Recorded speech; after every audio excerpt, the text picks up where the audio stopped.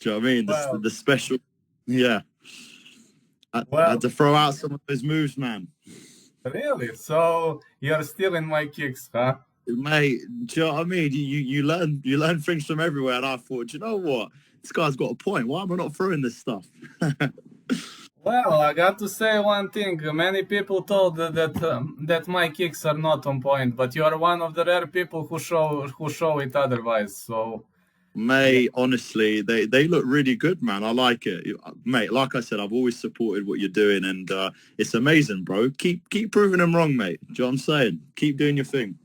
Well, that's never gonna be a problem, and especially when the match started, that first match, the second contact you throw a spinning heel kick, but you hit here, you didn't Yeah, hit to the head, and I was yeah. like, one of my fans wrote in the comments, since when is Modestas throwing spinning heel kicks? Bloody hell, they don't know, man. They don't know. This is why I got to remind them. Yeah, really, but as soon as the fight opener, but it was very close. As much as I remember, you hit the shoulder, right? Or he slipped. Yeah, I hit the shoulder. I hit it because he moved backwards. So I think if he would have stayed where he did, I might have hit his face. But he moved back, and then obviously I hit his shoulder. He moved really well. In fairness to him, you know. Well, honestly, you were fighting two very, very, very good opponents, and this guy was having great lateral moments. He evaded your punches, kicks on many occasions, and I need to say, I don't know who trains that guy, but his footwork is pretty much amazing for 205.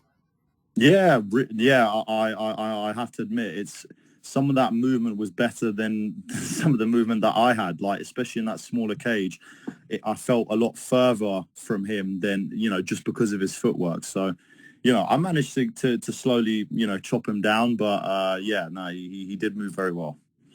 So how hard it can be when you're fighting 205 with very, very good footwork? I didn't expect that from 205. Even when we talk about UFC level, you don't have many fighters who move like Chuck Campbell at 205. Yeah, it's just you kind of just have to. I've got good footwork. I think the main thing that helped me in that fight is the ability to switch stances. Like I'm able to move from one to the other and like sort of kind of feel because you can cut down the range with just that movement. I remember one time I kicked and then I've switched into the other stance, and it's like those type of things just help a lot. And also it's good that it was a bit of a smaller cage because you can slowly work him down because I know he's got power. I think if I wasn't necessarily, you can't rush in. I had to fake a lot. So the fakes along with, having the fear from the punches, and then obviously whenever it got into a clinch, I pretty much had his number on that. That's what helped me in that fight. But yeah, I'm not gonna lie. It was obviously difficult to catch shots because he was moving away a lot, but yeah, it was all about timing. It was about just throwing the right fakes at the right time, the right movements, the right foot, for me. And then that's it. That's all she wrote after this. General, I've seen you switching stances a lot. So did you start switching stances more intensively after your knee surgery, or it had something to do with the beginning of your career? I think, I think I didn't switch. Like now I feel comfortable to box from southpaw. Like a lot of fighters can't actually box from both stances. They can kick from both stances, but they can't box from both stances. And when I had this injury, it kind of, I don't know, I really knew that was one thing. I had so much time on my hands. Like, bro, I like literally, I was doing my physio and like, you're kind of slowly trying to be able to move more and more. I remember when I came off the crutches, I felt like stuck in the mud with my foot. But, you kind of, I started like, it's almost like I was like a toddler learning how to walk, So that's what I was doing. I was kind of learning like a baby how to do everything more like better, more efficiently, and now it's just become very natural just to switch. And literally every single training session before we did pads or whatever, sapple, sapple, sapple, sapple, sapple. And not only that, me and my dad now actually work on all that stuff on the pads as well. So I was able to do it before, but only from kicking. Now I can punch as well. So I think it just helps. You look at the game now, how much of it's evolved. Like back in the day, everyone was a one stance fighter, but you look at the guys who are generally doing the best, it's the ones that can switch. Like Sean O'Malley was able to even though I do think Pete Yan won that fight, he was able to kind of change a lot of things just from being able to switch his stances. I mean, he's been doing it his whole career. So, and Adesanya as well. So in this day and age, if you want to be the elite, you've got to be able to do these things. So I might as well learn now. Yeah, that's true. I mean, I'll be honest with you, when I'm holding orthodox stance, I can only throw Superman punch, but that's basically it, and straight punches. But I can't throw hooks, check hooks. I mean, I can, but it looks very funny. Yeah, mate, that's probably how I looked at the beginning. I felt like throwing the left straight. I was like, what the hell is this? Like, it feels like I've got an alien arm. Do you know what I mean? It just felt weird, but yeah, after a while you learn, it just becomes more comfortable as you do it more, But it took a while. It literally took the whole year for me to really, really feel comfortable, My coach is also insisting on fighting from both stances, and it's very much easier to shoot in from orthodox than to try to fight. For me, at least, I don't know how people like, for example, Corey Sandhagen is an impressive guy for me. He can fight from both stances, like evenly can fight from both stances. I don't know how people achieve that. It's literally rocket science to me. Yeah, no, I mean, look, you look at guys like Terence Crawford as well, boxer. He learned from a very young age to be able to do that. But this is what I'm saying, like, those guys spent like literally day in, day out learning both, It's like languages, if you learn it as a kid, you're much better to understand and know the language, whereas it's a lot harder later on, So it's literally just a case like of just doing it every single day, but it's a while. Like it didn't take me, like maybe a month. It took me like a whole year of like consistently not competing, but just training in it, So it is a long process, I must admit. You're feeling very much comfortable from the southpaw stance in this fight, and you changed a lot. You even hit the guy with a big left, which we've never seen from you before. So I guess your dad has something to do with it, right? Oh yeah, 100%. He's always trying to think of ways for me to become better, for me to become different, for me to improve. For me to be a better fighter, to be able to show my skill set better. And obviously there's a lot of things that we needed to learn and needed to focus on. So we just been literally, it's good as well when you're not focusing on a fight, you can actually just work on improving just your whole overall game. You enjoy training a little bit because it's just like, I'm just going to go in and learn whatever it is that I need to go in. Whereas, always for a fight, there's a specific focus where everything is dialed in more. Now I actually had that time away to do more of the learning, which my dad obviously helped me a hell of a lot with. And in every department, not just in striking, but even like little tricks, in the clinch and stuff like that, from Sambo. So, yeah, man, obviously he's an amazing coach, and obviously our relationship couldn't be any stronger as father and son. So how is the feel now with taekwondo kicks, man? What's that? How is the feel with taekwondo kicks? I've seen you modified your kicks pretty much since after that knee injury. Your kicks are very different, more looking like a taekwondo guy now. Yeah, I think it's all to do with, like I said, I was very fearful to throw like all these different. Do you know? I actually thought I was concentrating too much on my hands at one point, and like I didn't really throw it because I was always facing grapplers and I didn't want to kick too much and stuff like that. But now it's like you look at some of these guys, it's just like, okay, so what? You get a kick caught, just get back up to your feet, So I would just be in a sense of becoming more fearless, and again from having to switch stances to be able to do stuff from both. Like me and my dad have been working a lot more on like the spinning hook kicks from roundhouse kicks, not just doing the singular kick, but going roundhouse kick to spinning kick, and just trying to mix it up. I have to admit, after the knee injury, it was quite hard to, but I guess that in itself made me have to work from nothing, like almost from the ground up, from starting over from the beginning and trying to adjust. And I think that maybe has caused my hips to be a bit more, maneuverable, and yeah, it just feels more comfortable. That's the best way I can explain it. It's just, again, it's just repetition. I think I have to actually be quite thankful having it pretty much 14 months out, because it really made me focus on areas where potentially I probably would not have been able to focus on. So yeah, it's been good, man. We rarely see countering left middle kick with the right spinning heel kick. You did it at the end of round 3. It's pretty much Taekwondo technique. Also, the combo you've thrown is pretty much from Taekwondo. And we've seen the Brazilian kicks, which we've never seen from you. If you know downward roundhouse, we Yeah, also call it a Brazilian kick. I don't Brazilian know. I don't know whether who learned you that, but it really looked impressive at 205. Oh, thank you very much, mate. Yeah, well, look, I've been able to throw these kicks. I just haven't done it, mate. This is what I've been saying for ages. It's like I've not really shown what I can do. And, you know, like now I went in a lot more, I wouldn't necessarily say fearless because everyone's got that, you know, all these emotions going into fights. But I went in with a lot more like, I need to entertain. I need to, you know, you've only got one, this career is so short. Like, you know, I've got things to do, and I felt more like throwing the trigger. You know, I've definitely felt more to just throw this stuff, and I'm definitely going to do a lot more of that in future because you have to be dangerous in so many different areas, and you know, those kicks cause danger. It causes them to move out of the way, and you know, then it helps you set up things. So you have to throw it, and especially at the highest level, you're going to have to throw those kind of things. So yeah, I've just been working on it a lot more. So yeah, man. So right now, I assume when you're twice Cage Warriors champ, is UFC gonna consider that? What do you think? Or you need to defend title at least once, twice? I hope so. I mean, I feel like I've done enough. You know, there's been guys that have been cut before, and you know they've won 2 fights in a row and got back in. So you know, and again, I knew I needed to get a finish. I couldn't just go quietly and win a fight. Do you know what I mean? I couldn't. My first fight, even back, you know, it was a decision. Not really many people were talking about it because it was a decision. You know, and it's like, oh, okay, he won.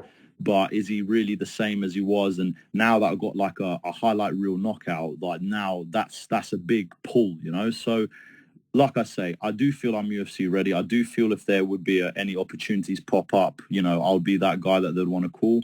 But I'm ready for whatever, bro. You know, if I need to fight another fight for Cage Warriors, I'll fight another fight for Cage Warriors. At the end of the day, it's all experience, it's all learning. I just know that I'm UFC ready. I know that I have been this whole time. I just, like I say, I've not expressed myself the way I wanted to, and it's been a constant theme. But you know, now I feel like I'm starting to do it. So yeah, I feel whatever's next, I'll be ready for. But I do feel I'm UFC ready.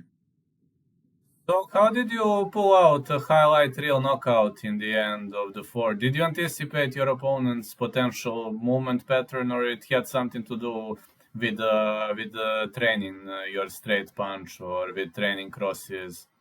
It was actually to do with the cornering in between rounds. So at the end of round 3, my dad and Danny, my other coach, they both said you're throwing big shots straight away, like kind of too early, no setup, you know, like you're throwing, okay, maybe 2-3 shots, big powerful ones, but there's nothing like light to kind of lull him down a little bit and then a big shot, right? So there's no fake shots or any, there was fakes, but there was not like kind of light punches to set up the bigger shots. So that was what they said. And then Will, my training partner, said either level change or fake the level change. So he says either fake the level change or actually level change and go for the takedown. That's why you heard in the background, Will goes, you know what I want, you know what I want, because he basically wanted me to level change because that was what he was telling me. So as soon as I level changed, the guy bit on it hard. So like he literally fell forwards because he thought I was going to try and go for the takedown. So see, he was well prepared for me to try and take him down. And then but then he fell forward. My hands went and I kind of pushed him a little bit. And then the jab was just a feint. But the jab was the range finder. So my coaches told me, don't throw the shot hard. If I threw that jab hard, he might have defended the right cross, you know? If you see it in slow motion, it was a flick, you know? It was a flick, not really intending on hitting the target. It was kind of just like, okay, if it catches him, cool, but I'm not really trying to hit the target. I literally threw it just in front of his face.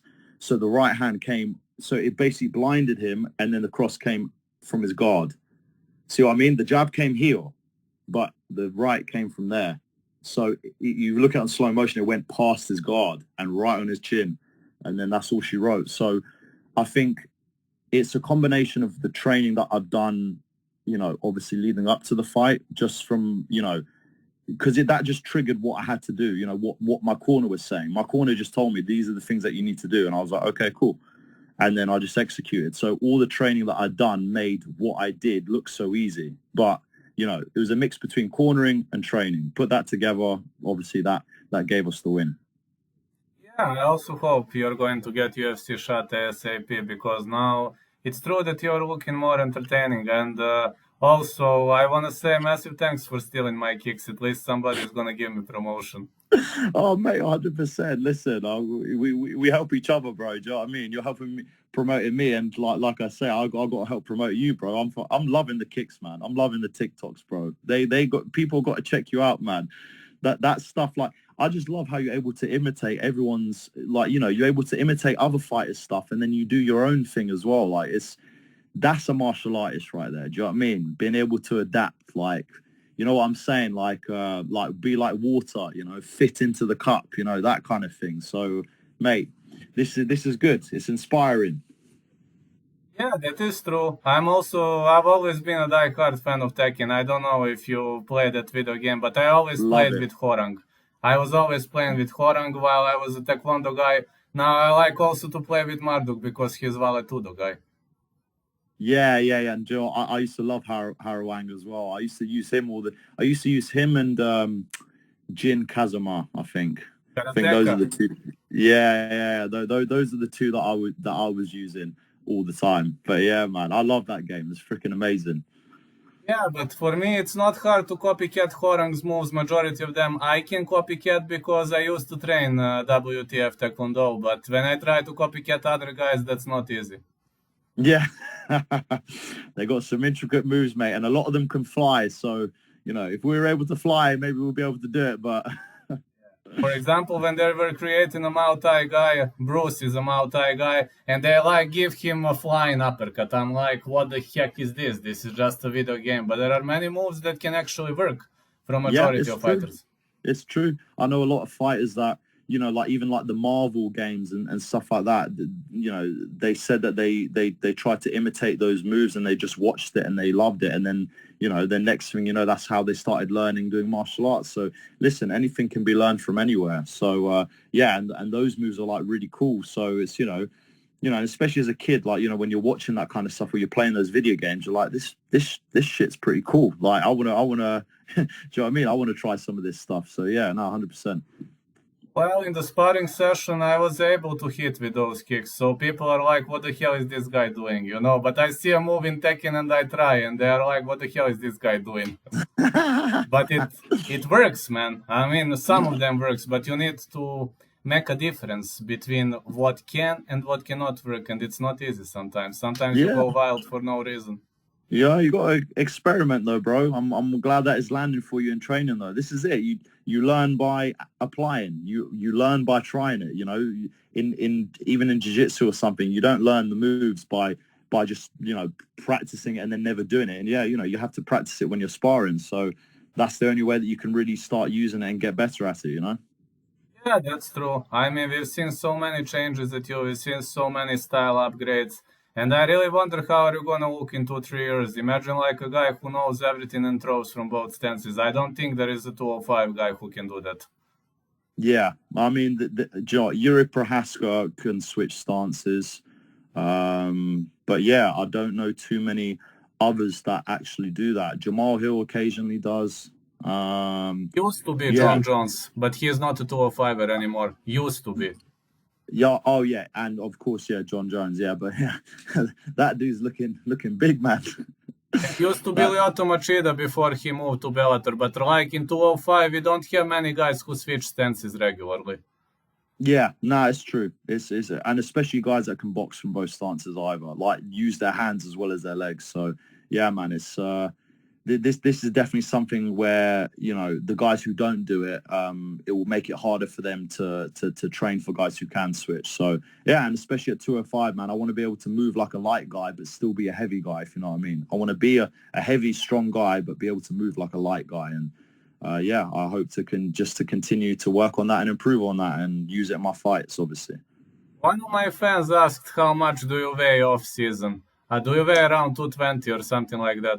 Yeah, so I mean, I normally stay around like between 217 and 220. I don't go much higher than that. I mean, right now, obviously, I've had a couple of days of well, like a week of, maybe indulging a bit more than I normally do. So I'm a little bit heavier than that. But I can't remember the last time I was over 105 kilos. Like I've stayed 90, between 97 and 100 the whole time because I know I could be able to make weight in a week or two if I needed to, you know. So you hope now for a short notice call or a long one? What would be the better option? I mean, look, of course, I'd love to fight on the London card in the UFC. That would be absolutely amazing to fight in your hometown, you know. So that would be great. But of course, listen, I'll be ready to fight at short notice. I think short notice is like quite exciting, you know. It's like, stepping up, like, do you know what I mean? Like getting that call, like that would be absolutely amazing. Like almost like not expecting, like, when you got like loads of time to prepare, I mean, it's cool, but it's like imagine you got like a week or two to like, and you just got to go, like you're straight back into competition. Like that's amazing. I would love to do that. So I know there's Australia and then there's Brazil as well. So bro, I'm staying ready. Any pullouts, I'll be ready. That is amazing. Let's hope you fight at UFC London card, man. And of Yes, course, sir. I hope we're gonna see some kicks at UFC London if you ever A come. hundred Some percent. good. You definitely will, bro. You definitely will. I can guarantee that. Yeah. Thank you so much for the interview. The premiere will air later. I will make on Instagram. The premiere will air like 9 p.m. probably or something like that. UK. Perfect. Yeah, awesome, mate. Thank you so much. Yeah, thank you so much again for speaking to me, bro. And like I say, it's awesome seeing your videos and stuff like that, bro. And yeah, just keep in contact, man. Like I say, we keep supporting. Yeah, that's amazing. I have many more ideas, man. Many more ideas to come up. So thank you so much for the. Amazing, amazing. That's good to hear, brother. But yeah, mate. I wish you much, obviously, success, happiness, and prosperity this year. And yeah, I'll catch up with you very soon. Yeah. Well, this year you are going to be in the UFC, and this year I'm going to make something. Catch you soon, man. 100%. Nice one, Yeah. brother. You take care. Yeah. All right. Bye Bye. bye.